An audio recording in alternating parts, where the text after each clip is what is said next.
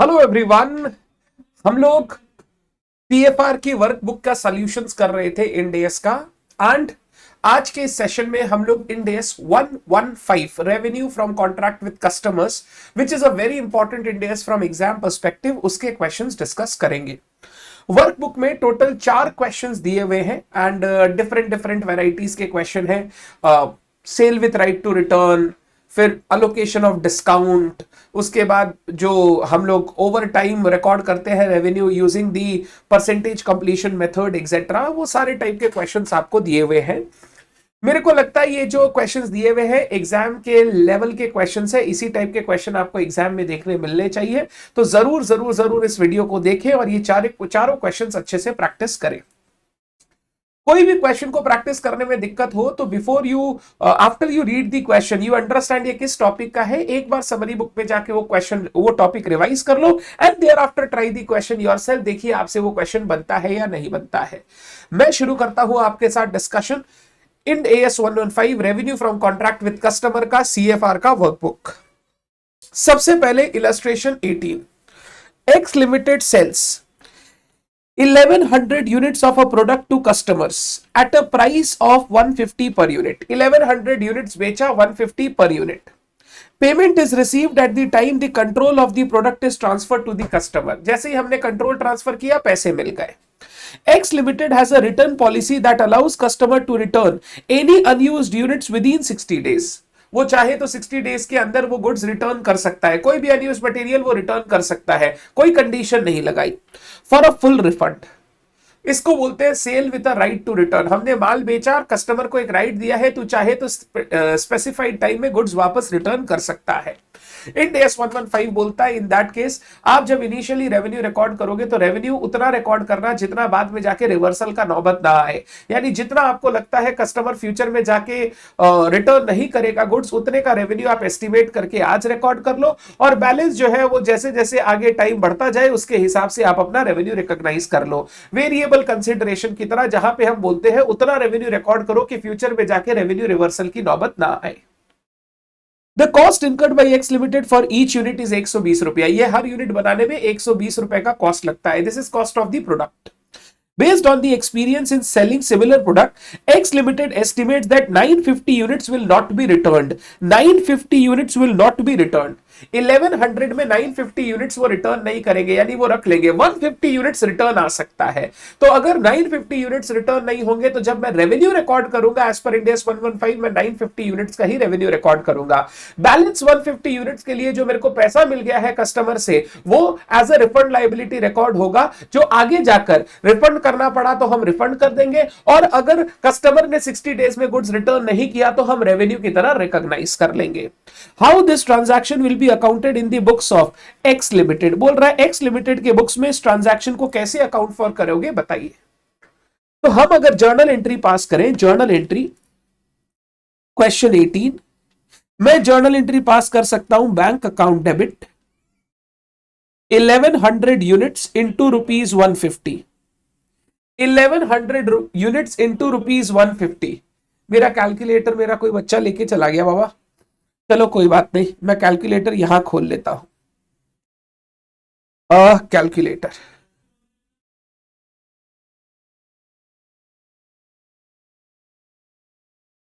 ये कैलकुलेटर मैं यहां खोल लेता हूं।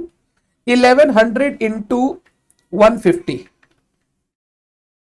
आ गया 1,65,000। 1,65,000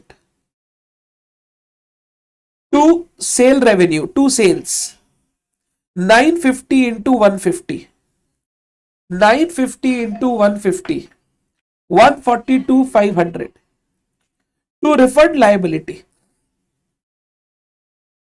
जो गुड्स रिटर्न आ सकता है 150 इंटू 150 22,500, 22,500।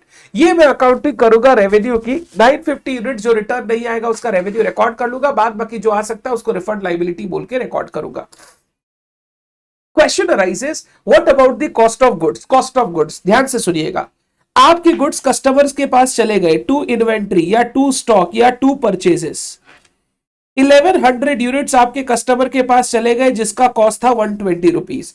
तो 1100 इंटू 120, ये इन्वेंट्री एक बार आपने यहां से डी रिकॉग्नाइज कर दी अपने बुक से, बट इसमें से 950 तो सेल हो गया है, सेल हो गया है तो उसका खर्चा मैं कॉस्ट ऑफ गुड्स सोल्ड बोल के लिख सकता हूं, कॉस्ट ऑफ गुड्स सोल्ड या cost of sales account debit, cost of goods sold या cost of sales account debit 950 into 120, 950 into 120, ये हो गया 1,14,000 और बैलेंस 150 रिटर्न आ सकता है। तो goods with customers, goods with customers जो हम रिकवर कर सकते हैं, अकाउंट डेबिट, आप इसको goods that can be taken from customer भी लिख सकते हो, गुड्स रिसीवेबल फ्रॉम कस्टमर भी लिख सकते हो। 150 इंटू 120, ये हो गया 18,000।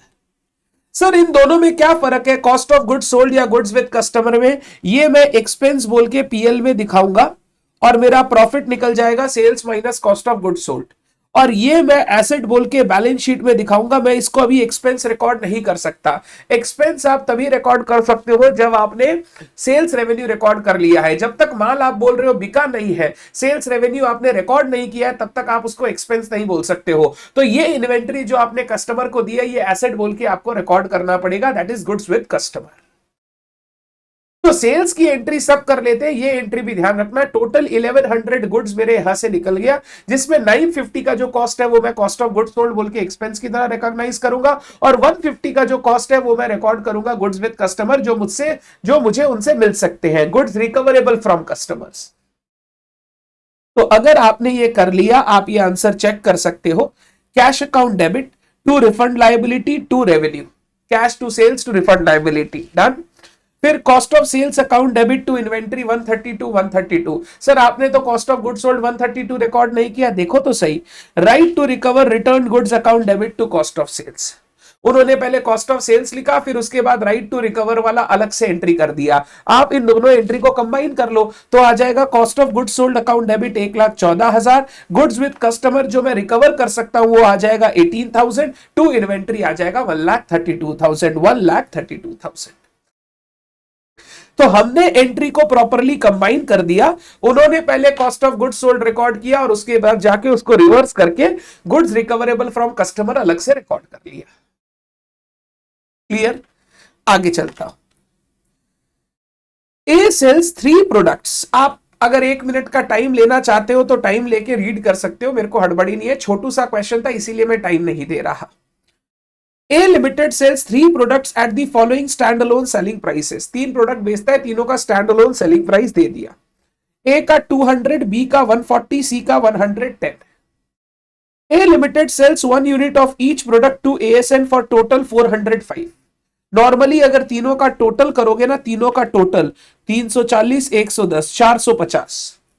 हमने ASN को ये गुड्स बेचा और 450 में नहीं बेचा, ईच यूनिट बेचा, एक एक यूनिट तीनों प्रोडक्ट का बेचा 405 रुपए पे, यानी कुछ डिस्काउंट दिया है, कुछ डिस्काउंट दिया है। How should A limited allocate the discount in the transaction when the products are to be delivered at 3 separate points in time and each delivery represents a separate performance obligation. ये तीनों product अलग अलग point in time में जाएंगे और जब जब delivery होगा तब तब हमारा परफॉर्मेंस ऑब्लिगेशन सेटिस्फाई होगा। A Limited regularly sells product B and C together for 205 and product A for 200।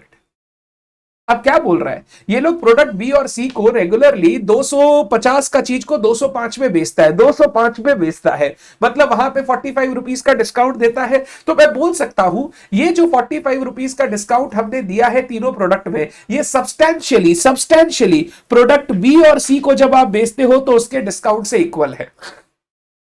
250 की चीज को आप 205 रुपए में बेचते हो, यानी 45 का डिस्काउंट देते हो जब आप बी और सी को बंडल करके बेचते हो। तो ये जो अभी 45 का डिस्काउंट दिया है ना आपने एएसएन को, this relates to product B and C. Product A में कोई डिस्काउंट चार्ज नहीं होना चाहिए। तो मैं अगर अलोकेशन करूंगा तो ए का ट्रांजैक्शन प्राइस हो जाएगा 200, बी का ट्रांजैक्शन प्राइस हो जाएगा 140 माइनस डिस्काउंट। डिस्काउंट कैसे निकालोगे, 45 रुपीस का डिस्काउंट है, डिवाइडेड बाई 250 इंटू 140। इन लोग का स्टैंडअलोन सेलिंग प्राइस है 140 और 110, तो हम डिस्काउंट को उसी रेशियो में बांट देंगे तो ये आ जाएगा एक वैल्यू। और सी आ जाएगा 110 माइनस 45/250 इंटू 110। तो वो डिस्काउंट जो है वो हमने बांट दिया है किसमें, बी और सी में, in the ratio of their stand alone selling price. तो अगर मैं कैलकुलेशन करना चाहूं, कैलकुलेशन हो जाएगा 45/250 इंटू 140, 25.2 माइनस 140, ये आ गया 114.8, और 45/250 इंटू 110 ये आ गया 19.8 माइनस 110, ये आ जाएगा 90.2। तो डिस्काउंट का अलोकेशन हो गया ये 25.2 और 19.8, और ये मेरा फाइनल प्राइस हो गया, ट्रांजैक्शन प्राइस। तो डिस्काउंट बी और सी में अलोकेट होगा, क्योंकि जो 45 का डिस्काउंट है वो सब्सटैंशियली बी और सी को जब बेचते हो तो भी 45 का डिस्काउंट देते हो, तो ये सिर्फ उसी में अलोकेट होना चाहिए, ए में अलोकेट नहीं होना चाहिए। आगे चलता हूं।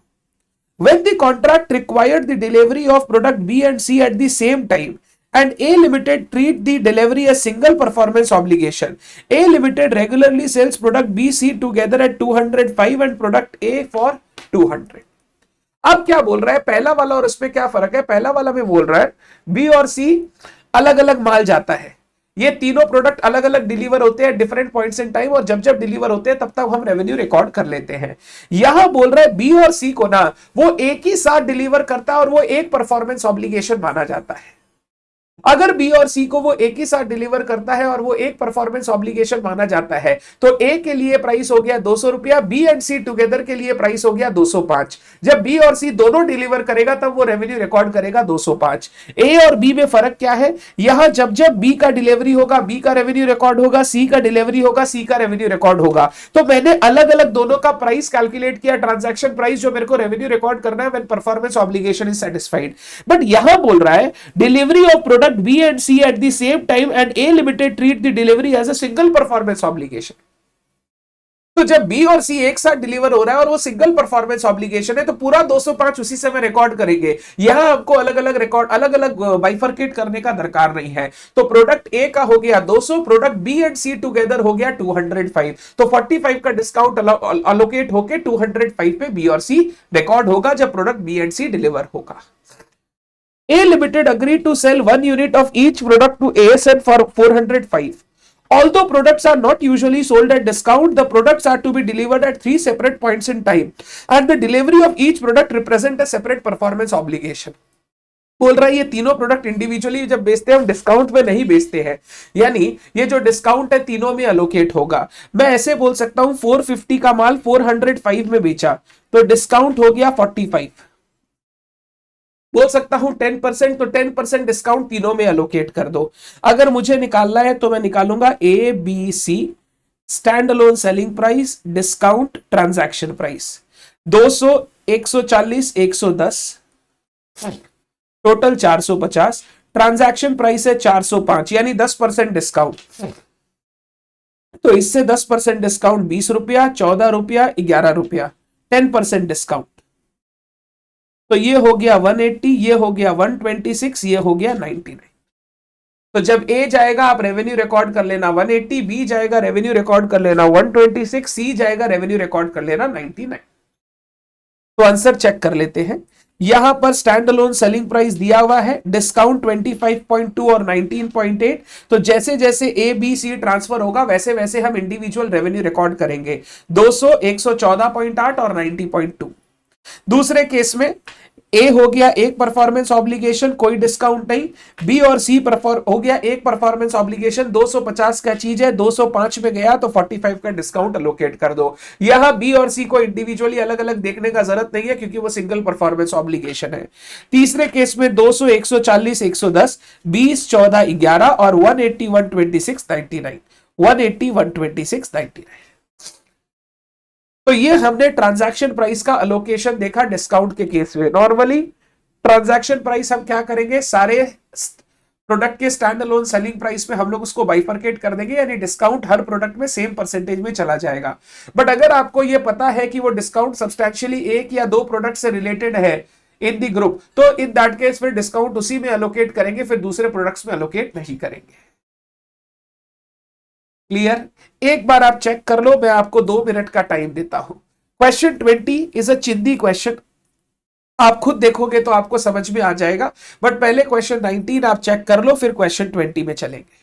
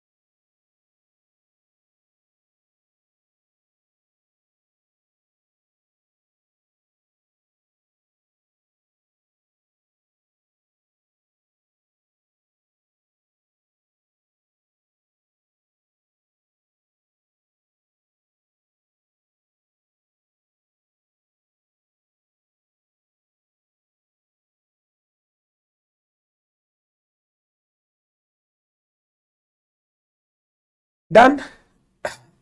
ए सेल्स मशीन ऑन 1 अप्रैल 2021। ये मशीन इसके लिए गुड्स है, ठीक है, ये पीपी नहीं है। पीपी होता तो फिर आपके लिए इंड AS 16 आता। The term of sales are enterprise will receive 50 lakhs on 31 March 2023। 1 April 2021 को बेचा, पैसा मिलेगा 31 March 2023 यानी 2 साल बाद। एक फिक्स्ड अमाउंट 2 साल बाद मिलेगा। इसको हम बोलते हैं डेफर्ड कंसिडरेशन। डेफर्ड कंसिडरेशन के केस में हमने सीखा है कि हम जब रेवेन्यू रिकॉर्ड करेंगे तो प्रेजेंट वैल्यू पे रिकॉर्ड करेंगे। इस डेफर्ड कंसिडरेशन का प्रेजेंट वैल्यू कैलकुलेट करेंगे और रेवेन्यू उस अमाउंट पे रिकॉर्ड किया जाएगा। फिर इसको हम लोग धीरे धीरे इंटरेस्ट से अनवाइंड करेंगे और लास्ट में जाके 50 लाख का पेमेंट मिलेगा।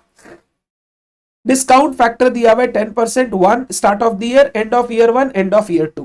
पास necessary journal entry in the books of A limited. सबसे पहले मैं कैलकुलेट करूंगा ट्रांजैक्शन प्राइस, ₹50 lakhs इंटू 0.826446 क्योंकि वो सेकेंड ईयर एंड पे खड़ा है। 50 lakhs इंटू 0.826446, ये आ गया 4132,231।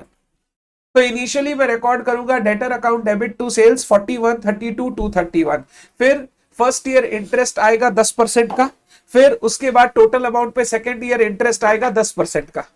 रूम में रखो ना। सेकेंड ईयर इंटरेस्ट आएगा 10% का एंड टोटल अमाउंट हो जाएगा 50 लाख रुपीज। अगर फर्स्ट ईयर का इंटरेस्ट निकालोगे तो फर्स्ट ईयर का इंटरेस्ट आएगा 4132,231 इंटू 10%।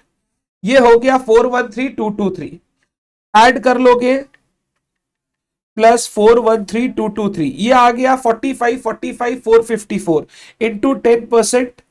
ऐड कर लोगे ना, इसको करता हूं, तो ये टोटल आ जाएगा 50 लाख रुपए। तो 2 साल इंटरेस्ट रिकॉर्ड करेंगे, debtor account debit to interest, debtor account debit to interest, interest चला जाएगा पीएल में और फाइनली डेटर से पैसा आएगा bank account debit to debtors. तो इनिशियली मैं डेटर्स को रिकॉर्ड करूंगा sundry debtor account debit to sale 4132,231। फिर फर्स्ट ईयर का इंटरेस्ट 413223, सेकेंड ईयर का इंटरेस्ट 454545 और फाइनली पेमेंट आएगा bank account debit to debtors. ये डेफर्ड कंसिडरेशन एकदम चिद्दी क्वेश्चन था।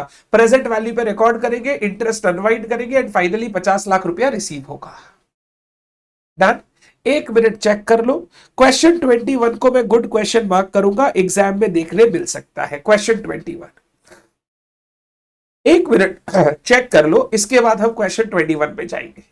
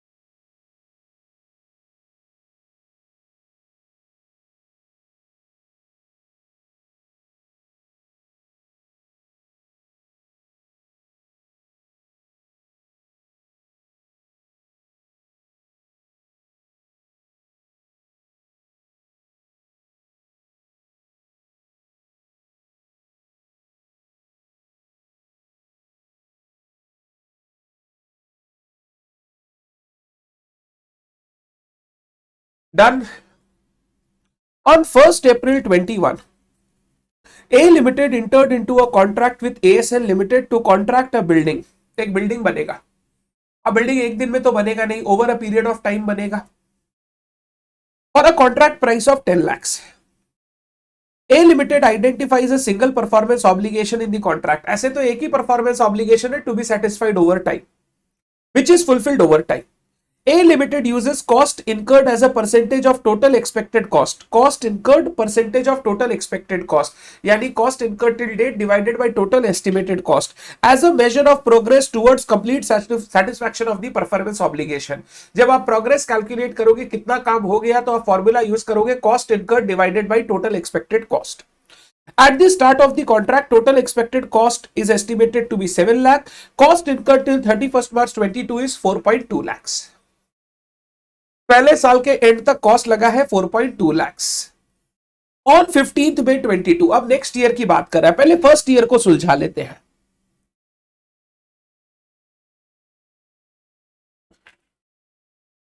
क्वेश्चन सॉरी 21 तो है, हाँ. ईयर 21-22. सबसे पहले measure of progress, percentage completion. Cost incurred till date 4.2 lakhs divided by total estimated cost 7 lakhs. तो मेरा मेजर ऑफ प्रोग्रेस 70%. तो revenue to be recognised, revenue to be recognised, मेरा टोटल काम है 10 लाख रुपए का, उसमें 60% काम अभी तक कंप्लीट हुआ है, तो 6 लाख का रेवेन्यू रिकॉर्ड करूंगा.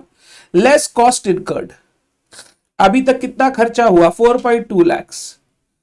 तो मेरा profit for first year, profit for first year जो मैं रिकॉग्नाइज करूंगा इस कॉन्ट्रैक्ट पे 1.8 lakhs. तो फर्स्ट ईयर में मैं रेवेन्यू रिकॉर्ड करूंगा 6 लाख का, खर्चा लगा है 4.8 लाख, तो प्रॉफिट आएगा 1.2 lakhs. सॉरी 4.2 lakhs, तो प्रॉफिट आएगा 1.8 lakhs. आगे क्या बोला? On 15th May 22 next year contract is modified, contract को मॉडिफाई किया गया to change the kitchen cupboard specification. Kitchen का कबर्ड स्पेसिफिकेशन थोड़ा चेंज हुआ है. ASN agreed to an additional payment of 2.5 lakh for the modification. बोल रहा है 2.5 लाख रुपया देने के लिए तैयार है, तो 10 लाख के ऊपर 2.5 लाख, 12.5 लाख रुपया हो गया total contract price, 12.5 lakh, bringing the total contract price to 12.5. Estimated additional cost for the modification 1 lakh. इस काम को करने के लिए मॉडिफिकेशन को 1 लाख रुपया और लगेगा, increasing the expected cost to 8 lakhs. A Limited evaluates that the modification and concludes that remaining goods or services to be provided using modified contract are not distinct from the goods or services transferred on or before the date of contract. यानी ये जो modification है ना, ये कोई separate performance obligation नहीं है, ये उसी परफॉर्मेंस ऑब्लिगेशन का पार्ट है जो अभी तक हम कंप्लीट कर रहे थे.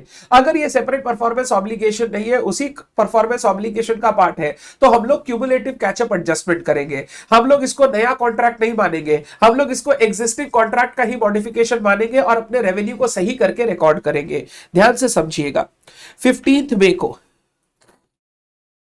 15th May को अब हम मॉडिफाइड टर्म्स के हिसाब से, मॉडिफाइड टर्म्स के हिसाब से मेजर ऑफ प्रोग्रेस कैलकुलेट करेंगे. मेजर ऑफ प्रोग्रेस, अभी तक खर्चा हुआ है 4.2 lakhs, 4.2 lakhs. Total expected cost है 8 lakhs. खर्चा हुआ है 4.2 lakhs, टोटल एक्सपेक्टेड कॉस्ट है 8 lakhs. तो मेरा डिग्री ऑफ कंप्लीशन हो गया 52.5%. Degree of completion 52.5%. So revenue to be recognized, revenue to be recognized based on this measure of progress is 12.5 lakhs multiplied by 52.5%. 12.5 lakh multiplied by 52.5%. ये आएगा 656,250. 656,250. हमको 15 मई को जो मॉडिफिकेशन हुआ और जो नया कॉन्ट्रैक्ट प्राइस आया उसके हिसाब से 656 का रेवेन्यू रिकॉर्ड कर लेना चाहिए, बट हमने अभी तक 6 लाख का रेवेन्यू रिकॉर्ड किया है. तो क्यूमुलेटिव कैचअप